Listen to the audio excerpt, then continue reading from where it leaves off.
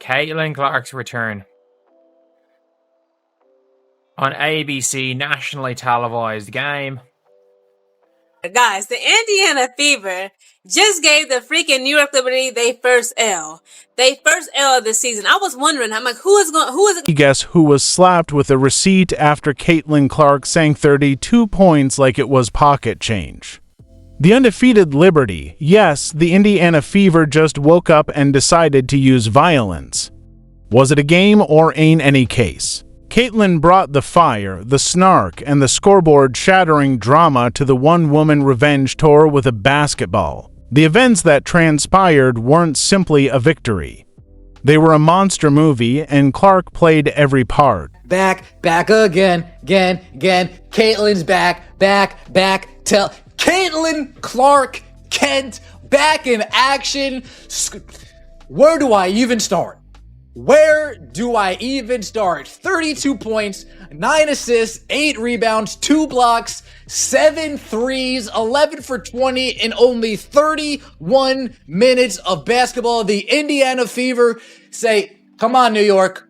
Come on. Somebody's got to give you this first L, and I guess it's going to be... With sniper vision, a rocket launcher for an arm, and a casual disdain for the laws of physics, Caitlin Clark didn't just arrive at the court, she pulled up from 30 feet as if it were nothing, and at this point, she was more than 30 yards away. Point since the shots were coming from a different zip code and weren't D157 special prayers, rather, they were precision air attacks with no remorse. Someone ought to investigate whether she may have inadvertently stumbled in from an NFL training camp. That's how you feel, Caitlin, after missing 4 games from a quad injury? That's how you feel when you come back? What the hell did we just watch? Caitlin Clark in her absolute Birkin, able to get her team a victory over the undefeated New York Liberty. Let's talk about it. So as I discussed before, Caitlin Clark, this is her first game back in 4 or 5 games after dealing with the quad injury. And she did not disappoint. Came out with 32 points, 9 assists, 8 rebounds, almost a triple-double. But 7 3-pointers, y'all, and she was hitting them from 40 feet. Like, she was literally shooting from... The 2 points just take a moment to process that this isn't a basketball game. Rather, it's a solo Broadway show with a packed crowd, and each act concludes with a swish. She tied her career high in threes and appeared bored while doing it, yet she's already leaving the stage. Logo as though it were a warm-up exercise. In the meantime, the Liberty, the WNBA's once unbeaten darlings, were occupied with determining whether they were playing or only supporting players during the Caitlin Clark incident. The performances we have ever seen from Caitlin Clark. Now, I got to remind everybody about this. Caitlin Clark is coming off an injury, bro. What we seen today was greatness. This was similar to the Michael Jordan flu game. I mean, it's up there type deal, bro. Caitlin Clark just handed the New York Liberty the ass whooping of a lifetime. And what's crazy about all of this is that the referees couldn't even save them. See, last time the referees was able to save New York and they walked away. And in a distant location within the same structure, Angel Reese was going about her daily business, which involves gathering rebounds as if she were storing them for the winter and throwing the ball in the air as if she didn't give a damn. She may have 10 rebounds, 4 points, and enough posing to land a modeling contract, but in her opinion, she is still the star and the crown jewel. She's back in the WNBA today, and I could not be happier. And to start off the game with the New York Liberty, she is putting on a show. First clip we're going to watch here is Sabrina Ionescu missing a 3 because she wants to be Caitlin and she just isn't. And look at this dime of a pass. Oh my gosh, can you just be a quarterback already? But then it gets better. Caitlin goes on a 9-0 run by herself within the span of 50 seconds. The league's public face Angels are busy reminding everyone that Caitlin adds flavor, so it doesn't matter that she just lit up the court like a fireworks finale on the 4th of July. What's funny is that the scoreboard neglected to invite Reese to the celebration, even though she is out there acting like a walking double-double of hustle and ego. She is under the rim throwing up bricks like she's laying the foundation for a new stadium, and her shot chart looks like a horror movie with everything red and nothing falling.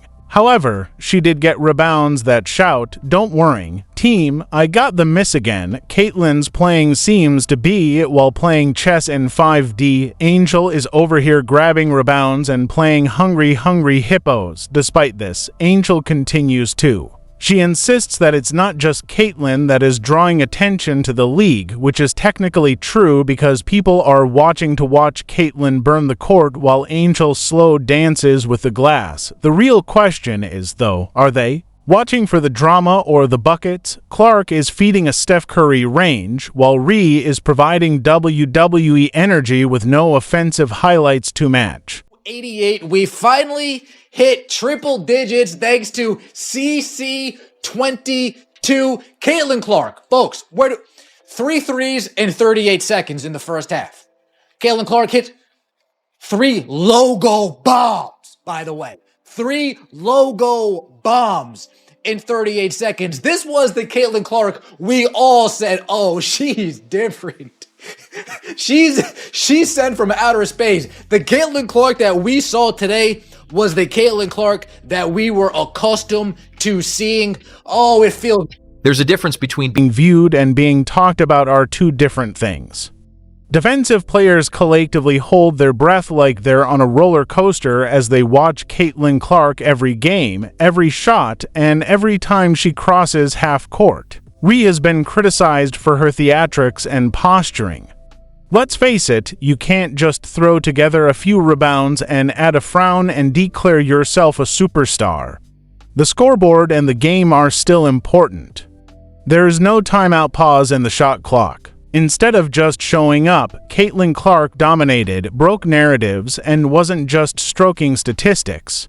Meanwhile, Ree was out there like a Caitlyn's threes were discouraging not only for the Liberty, but also for anyone who thought she would fade into the background after that difficult start to her rookie season. Oh no. Now she's warmed up and she's figured it out? We're talking long-range artillery stiff-level bombs from so far out the ball has to file a flight plan every time Caitlyn launches it. It was like time froze, the crowd held its breath, defenders flinched, and commentators lost their collective minds. That type of response is only obtained if your box office... Look at that. Caitlin Clark putting another game together that proves that she is the reason why people are watching the WNBA, and definitely not because of Angel Reese. In her very first game back from injury, she puts up 32, 8, and 9. Okay? Super close to a triple-double on over 50% shooting from the field and 50% shooting from the three-point line. And not only did she have a great performance, but she also led her team to a 14-point victory, so not even a close game, against a team that was previously undefeated and arguably the best team in the WNBA on her first game back. The crowd may still be mid-scrolling on their phones when Angel makes a shot, but it is just background noise and not superstardom. Let's discuss swagger. The numbers don't lie. You can't strut your way out of a single-digit scoring column and pretend it's dominant. You can't flex after every missed jumper and expect people to buy the illusion. Caitlyn has that silent, deadly type, the kind where she jogs back after dropping a deep three, as if she's thinking about dinner. There is a huge contrast between Caitlyn's confidence, which is supported by buckets, and Reese's, which is supported by branding. Caitlyn isn't just creating buzz, she's breaking rookie records, changing their viewership figures, increasing them, and in the meantime, Angel Reese is running the greatest public relations campaign in women's basketball. If marketing were a statistic, she would be averaging 40, but we're watching the games and not just the press, and the gap is growing. Game by game, Caitlin Clark is changing the game by tearing up defenses, turning defenders into traffic cones, and transforming the Indiana Fever from laughingstock to giant slayer. She does this while bearing the weight of half the nation's eyes and a league's expectations. Her passes are surgical, her movement is elite, and her confidence is radioactive. Angel Reese continues to box out as if the rim owes her money and shoots like a ball because she is allergic to nylon. Under fire from the Chicago Sky general manager. The general manager names Angel Reese by name and says, "We need more out of you." Now I'm scrolling through Twitter, doing my thing. You guys know how I do. Got the air breezing through my hair in those Twitter streets. I do. And I take a look and I see something that catches my attention.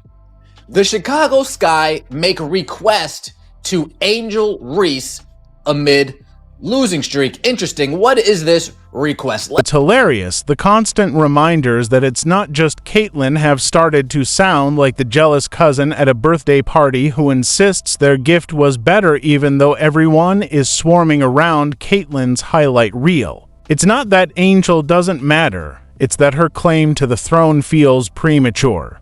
Let's pretend this is Ollie versus Frazier, but in reality, it's more like Caitlin Clark versus potential because that's her biggest rival at this point, even when Indiana was losing. People continued to watch because Caitlin was doing things that no rookie should be doing. Now that she's winning and doing it while defeating the league's best team with a casual 30-to-go mic drop, Angel Reese might make for a good headline.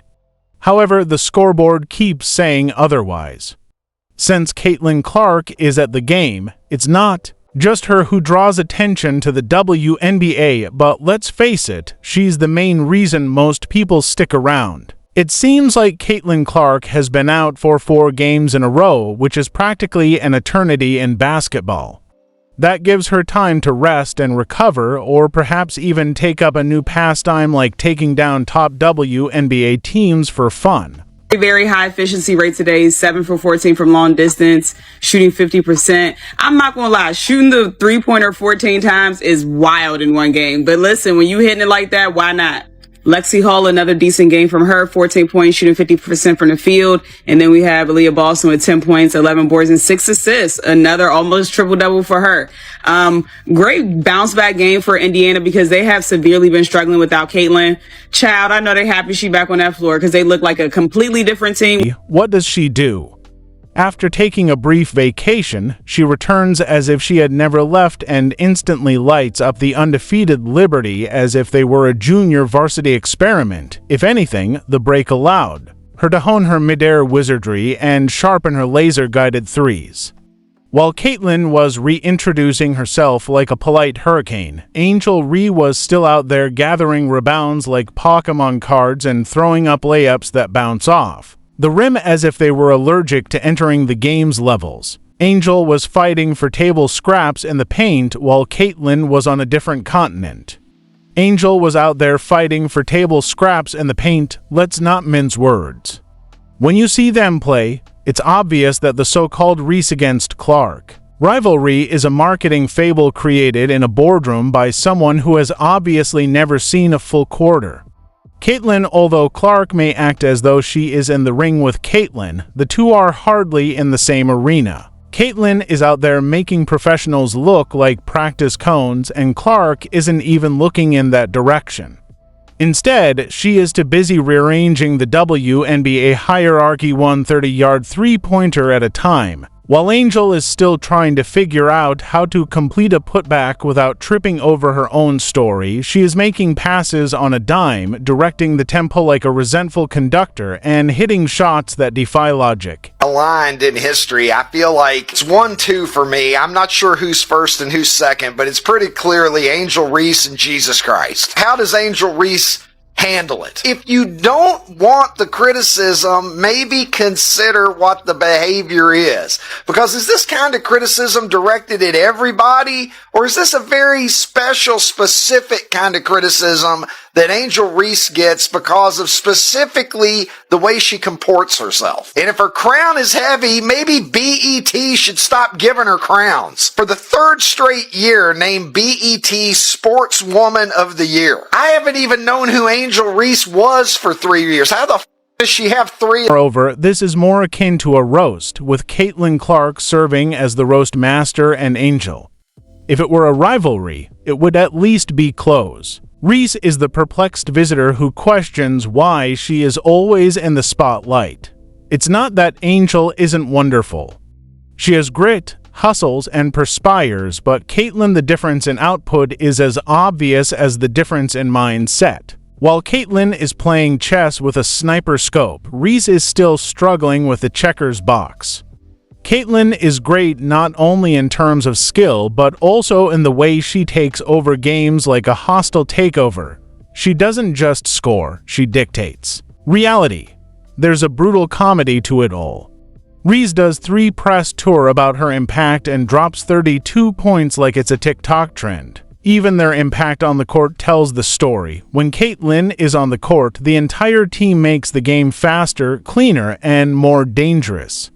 She doesn't just score points, she also creates space, bends gravity, and draws attention like. She invented basketball geometry. When she's off the court, though, the team limps along as if they're waiting for their Uber driver to arrive with their leader, Reese, who could grab 20 rebounds and still disappear from the game flow like a bad Wi-Fi signal. The real impact, however, is that Caitlyn makes Angel Reese look like a schoolgirl cosplaying as a superstar.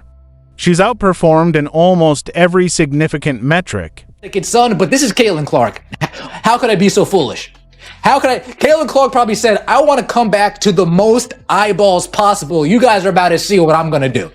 I want to come back to the most eyeballs possible. Clear 2 million or more. Yeah, 2 million or more. I want to come back and show you guys what I am made of. She is the only player in the league so far averaging 20 points per game, 5 rebounds per game or more, 5 assists or more per game. And worst of all, Caitlyn is doing it in a cool manner that almost comes out as rude. There are no ostentatious gestures or posturing, just flawless execution and scoreboard supremacy. You could put a rivalry sticker on it and try to sell it to the networks, but fans aren't blind. They can see the difference when one team is scoring in slow motion from space and the other is doing aerobics beneath the rim. With a flamethrower angle, Caitlin Clark's game is poetry in action. In theory, Reese's background percussion is crucial, but in practice, Caitlyn didn't just return and perform. She came back with a vengeance. Clark's return wasn't just dominant. It was symbolic, sending a clear message at a time when others are developing their brands. The Liberty weren't just defeated, they were schooled, and Angel was still chasing rebounds as if they were going out of style and refusing to accept that she was being lapped at a speed she couldn't understand. You can sense the tension as Caitlyn is creating a legacy. Reese works to maintain the energy that Caitlyn has, but every time Clark takes the court, real skill explodes the myth. The WNBA team, the New York Liberty, is undefeated no more. They have just been handed their first loss by Caitlin Clark's return and then Indiana Fever in Gainbridge Fieldhouse, and wow, was it an electric game. Caitlin Clark absolutely popped off in her return and turned 32 points, 9 points in 33 seconds, like back-to-back-to-back threes. Kelsey Mitchell with another 22. AB had a great game. Lexi Hull had a great game. Sophie Cunningham was back. I rated this one on Rate Game a 9.4. It was that good. If you're not following me on Rate Game, go follow me. It's a fantastic app. You can rate the games, how good they were, what you... Really bothering her is not just that Clark is better, but that she's unquestionably better and doesn't need to campaign for relevance. Let's not forget the biggest irony here, Angel. Every time Caitlyn lights up the scoreboard, the fake rivalry narrative breaks a little more. Reese can scream co-star all she wants, but she's looking more like an understudy in a show that's already sold out with Caitlyn's name on the marquee.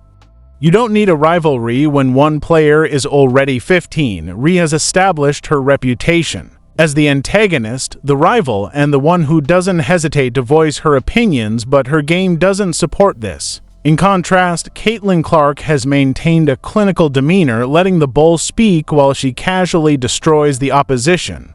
Steps in front of you have to call it what it is eventually.